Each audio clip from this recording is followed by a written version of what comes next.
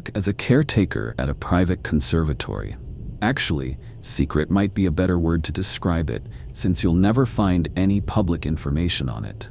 It doesn't even have an official name, though my boss likes to call it the Silken Solarium, or the Widowmaker when he wants to make a pun. Visits are by invitation only, and I haven't the slightest idea if these guests are actually being charged some exorbitant fee to help maintain the place, or if my employer simply enjoys showing off his collection of exotic specimens now and then. The conservatory itself is a Gothic masterpiece of tinted glass, wrought iron, and dark purple bricks, with an equally ornate, ivy-covered brick wall around the perimeter. We're a good way off the closest highway and surrounded by woods, so not many people come here by accident. Some do, of course, but I'm getting ahead of myself. As unsettling as the place is to look at from the outside, it's even more disturbing inside. There are some tropical plants placed around the place for landscaping, rare and expensive but ordinary enough. But the centerpiece of the conservatory are the spiders. Thousands and thousands and thousands of small black spiders with jewel-encrusted abdomens. Literally, they have actual crystals that grow in fractal patterns on their back segments, of every possible color and hue that you can imagine. When my boss makes a speech to his guests about the spiders, he calls them Latrodectus callistae, or fairest widows. He brags that our conservatory is their last refuge, and that they aren't to be found anywhere else in the world. Exactly where they're from originally and how he acquired them varies from telling to telling, but he is at the very least telling the truth about their rarity. As far as I've been able to determine, they're not even an officially recognized species. The widows aren't just notable for their beauty, however. They're an extremely social species, nearly as eusocial as an anthill or beehive. Stretching across the conservatory, suspended about 12 feet in the air, is a massive silk colony. There's a large central nest dangling from the ceiling, about a dozen smaller nests scattered across the room, and an intricate network of masterfully spun spiderwebs linking them all together.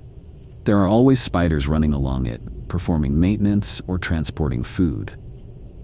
There are also guard spiders who just hang down on a single silk thread to keep watch and send vibrations back along it to communicate to the rest of the colony. Those are my boss's favorite, since they're the easiest to get a good look at. Or rather, perhaps I should say they're his favorite living spiders. The dead ones, however, he prizes above any conventional jewels. They're tens of thousands of times scarcer than diamonds, and he controls their only hatchery. The dead spiders always get thrown from the nest, which I used to find unusual, since I had thought species of the black widow genus were cannibals. In fact, the more I thought of it, the more it bugged me, since the spiders obviously don't have the cognitive capacity to have any sort of taboo against cannibalism, which means they have to be acting on instinct. What evolutionary reason could they have for not eating their own dead? Regardless of why they do it, whenever I see a body, I'm to gently sweep it up and turn it in to our entomologist. Depending on their quality, he'll either incinerate them, use them for research, put them on display, sell them for no less than $25,000 a carat, or, in the case of the most perfect specimens, give to our boss. Most crucially though, I am never ever to step on one. That was made abundantly clear to me from my first day. Less clear, though, were the consequences for doing so, since I've never actually done it. The spiders have a habit of tossing the dead where they're clearly visible, a visibility which is aided by their brightly colored, shiny rear ends. This made the whole not eating their dead thing even weirder to me, since it seems like they would attract predators. When I first asked my boss what would happen if I did step on a spider, my only answer was that I'd be finished. I used to think that meant I'd be fired. One of the more dangerous parts of my job is when I have to harvest their webs, since our conservatory also doubles as a silk farm. It's nowhere near as valuable as the spiders themselves, but my boss takes great pride in our facility, being the only source of naturally farmed spider silk in the world. On one occasion, when I think he was partially drunk, he went on an odd tirade about how those goats that have been genetically modified to produce spider silk proteins in their milk were abominations. Collecting the silk is pretty much like collecting honey. I even wear a modified beekeeper suit and use a smoke spray to incapacitate them. The only difference is I'm standing on a 10-foot ladder, and I have to be very selective about how much web I take and from where. The spiders don't mind too much if I take a small amount from a non-crucial section of the colony, but if they decide I'm threatening the integrity of the colony itself, they'll swarm, and with enough bites, their venom will cause fatal paralysis. My suit offers a little protection, but it's not airtight. The only real way to keep myself safe is to be mindful of what I'm doing and how the spiders are reacting to it. That's why I usually like to feed them first, so that they're distracted. A couple of times a week, I release a gallon of live ladybugs into the enclosure. They're fairly accessible, since organic farmers use them for pest control, and my boss likes them since he doesn't consider them icky enough to throw off the conservatory's aesthetic. My job isn't without its risks, but those can be mitigated easily enough with some planning and vigilance, and I'm well compensated for my trouble. The only part of my job that I truly hate, that makes me think about resigning every time it happens, is what happens when we get an uninvited guest. It was winter, January I think, the first time. It was already dark out, but no later than 6 p.m. The weather outside was nasty, and I was contemplating whether or not to risk driving home or stay overnight, when I heard an urgent, desperate banging at the front door. I immediately raced to the front foyer, and there on the other side of the glass was a blonde woman in a red coat and dark gray scarf, already half buried in the snow. Tapping my security card to the reader, I pushed open the door just enough to let her in before letting it close and automatically lock. "Come in, come in, come in," I ushered quickly. "What in God's name are you doing out on foot on a night like this?" "Oh, thank you," she gasped as she shook the snow off herself. "My car skidded off the fucking road and crashed into a ditch. I can't get it out." "That's still no excuse to be wandering around in this weather. You should have stayed with your vehicle," I chastised. "At least then you would have been warm." "Well, I couldn't call anyone because I must have forgotten my phone since it's not in my purse, and my tank was nearly empty, so I didn't think my vehicle would be able to keep me warm all night," she explained. "That old road is deserted at the best of times, and I figured the odds of someone else coming along before I froze to death were worse than me reaching a farmhouse or something." She took off her gloves and began blowing air into her hands, then rapidly rubbing them together to warm them up. I diligently noted the wedding ring on her left hand, as I had been instructed to. "I'm terribly sorry to have intruded like this, but may I use your phone, please?" she asked me. "I can make a call for you, but I can't let you use our phones directly," I said apologetically.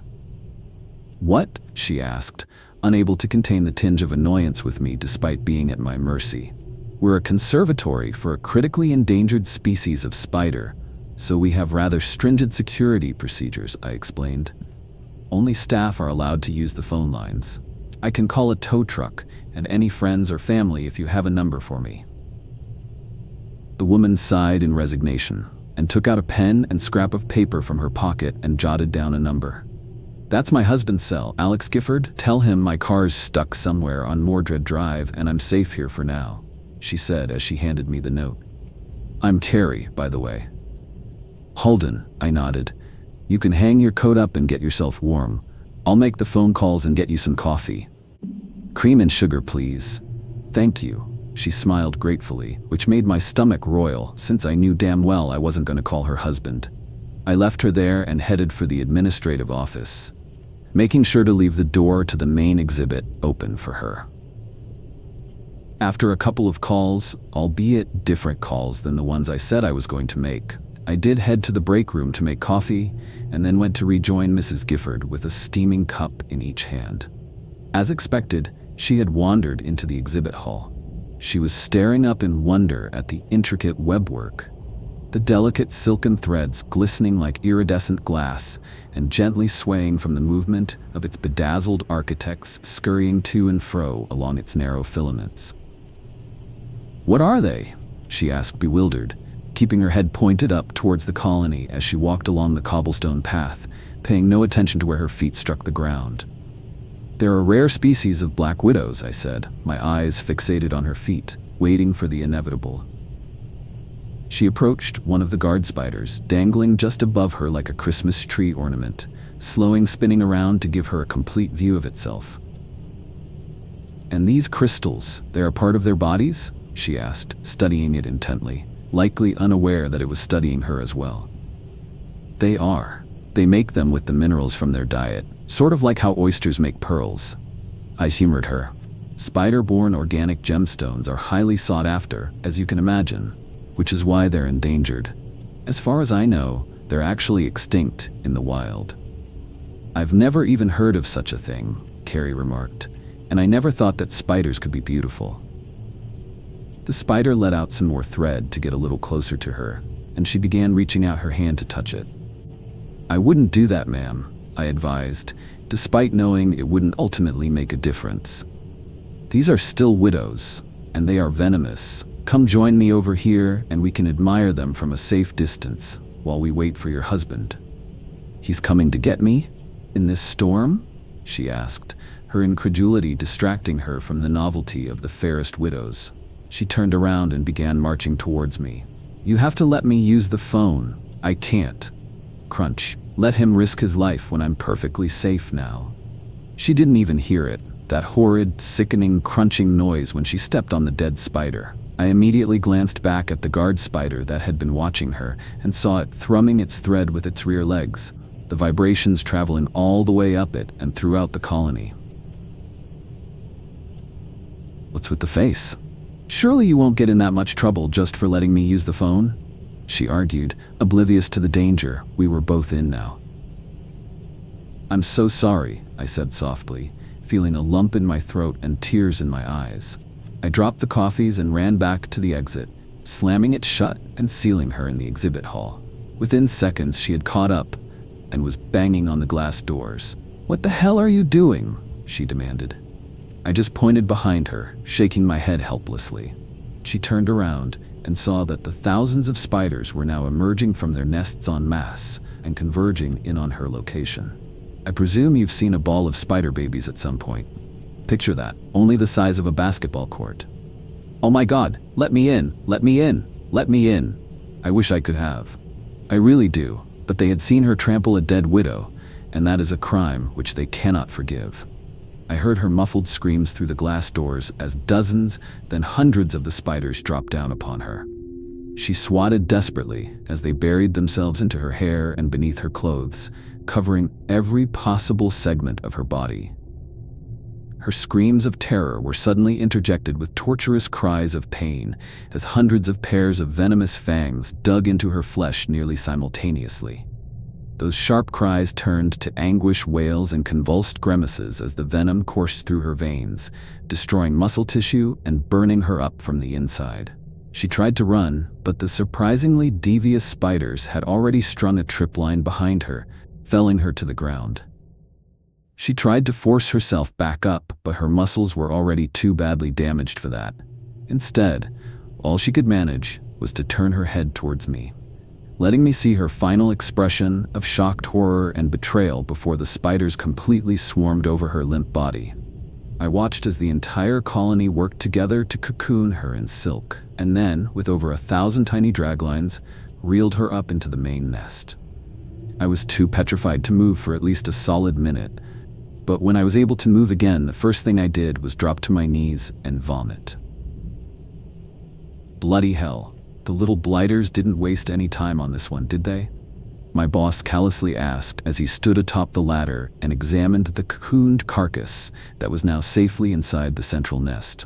So my boss, I've mentioned him a few times, and by now you may be wondering what sort of man keeps a menagerie of man-eating arachnids as his personal terrarium. I don't have all the answers, but this is what I do know. First, his name's Seneca Chamberlain. He's earned a reputation as our local eccentric millionaire, but if you've never lived in Heroic County, then you likely haven't heard of him. He's exceptionally, though indeterminately, wealthy, as you can imagine. He also has a very Victorian fashion sense. He likes to dress in frock coats and cravats and top hats, velvets and silks, and always in deep reds and golds. A plutocrat with a pretentious and fashionably old-fashioned taste in clothing wouldn't normally be anything to get too worked up about. Except for that, my boss looks far younger than I know him to be, than anyone knows him to be. That, too, isn't all that unusual. Plenty of rich people look good for their age. But no amount of Botox or stem cells or plastic surgery can explain this. I'm sure of it.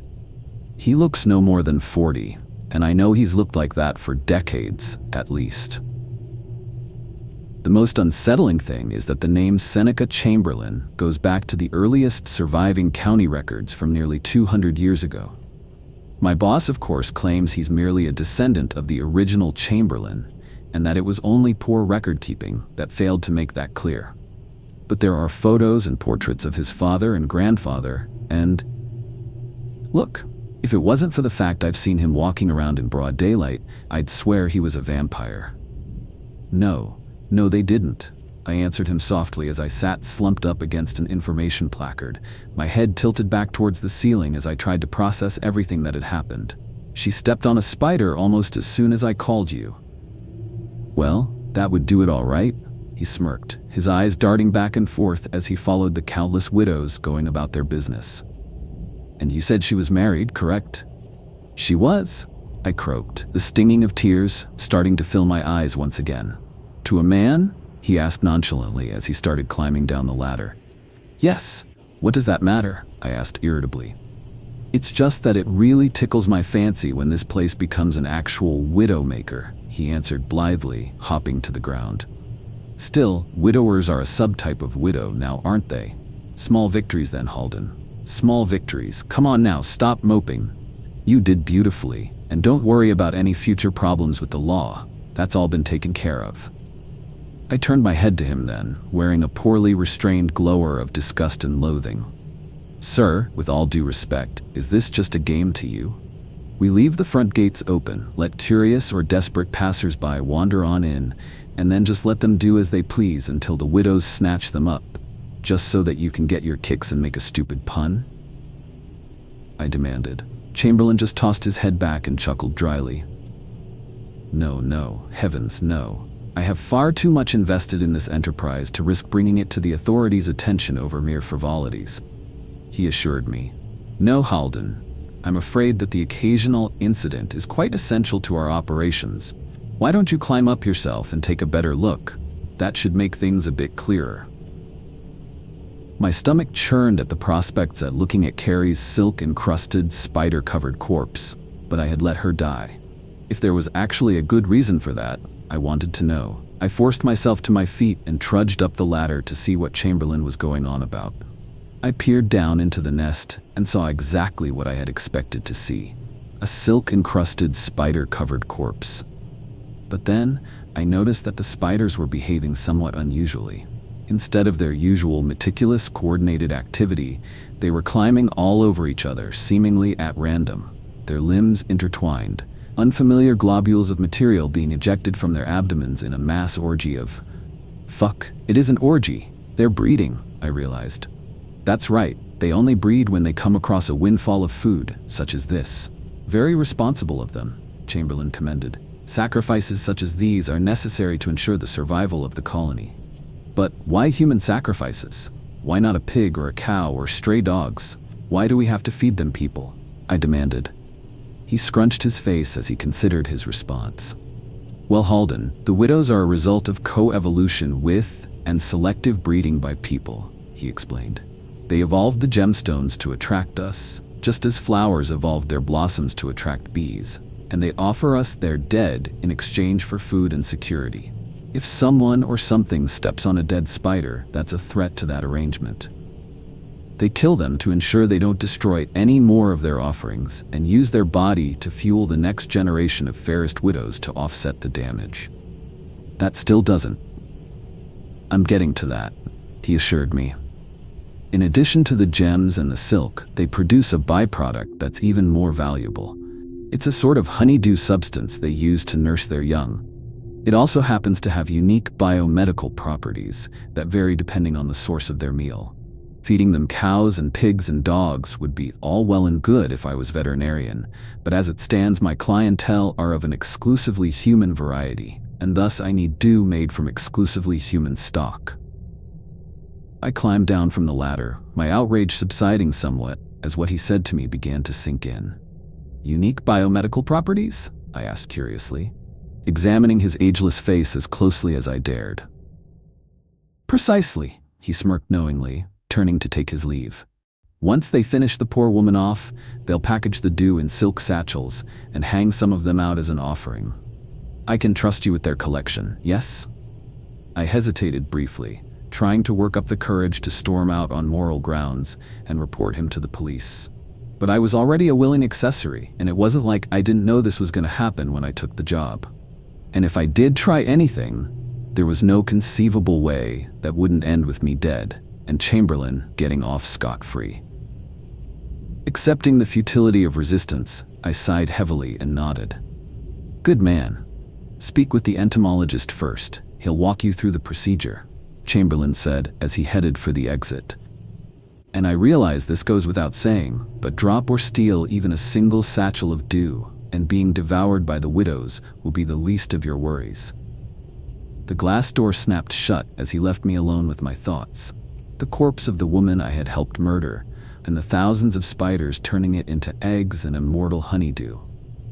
I suppose my earlier suppositions about my boss hadn't been completely off. He was a vampire, just in a roundabout sort of way.